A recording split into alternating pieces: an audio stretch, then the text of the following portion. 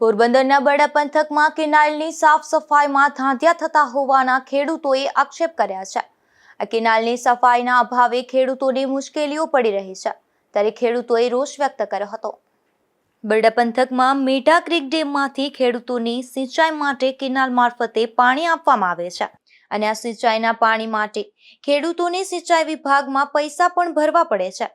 અને મીઠા creek dam ચોમાસામાં ભરાઈ જાય ત્યારબાદ ખેડૂતોની સિંચાઈ માટે પાણીની જરૂરિયાત હોવાથી સિંચાઈ વિભાગમાં પૈસા ભરી પાણી છોડવા માટે કાર્યવાહી કરવામાં આવે છે, પરંતુ ચોમાસા પહેલા કેનાલ સાફ કરવા માટે અત્યારે હિટાચી મશીન અને જેસીબીથી ચોમાસા પહેલા સફાઈ કરવામાં આવે છે અને હાલ આ યાંત્રિક મશીનો ચાલુ છે, પરંતુ પૂરતી સફાઈ થતી ન હોવાથી જ્યારે પાણી છોડવામાં આવશે ત્યારે કેનાલમાંથી માટી અને ધૂળ જે 8 થી 10 ફૂટ જેટલી ભરાઈ ગયેલ છે તે કાઢવામાં આવતા નથી, જેથી જે પાણી છોડવામાં આવશે તે લાંબો સમય ટકશે નહીં, જેથી ખેડૂતોને સિંચાઈ માટે પૂરતું પાણી કેનાલમાં રહેશે નહીં તેવા આક્ષેપો ખેડૂતોએ કર્યા છે। ધીરુભાઈ નિમાવત, ગુજરાત ન્યૂઝ, બગવદર।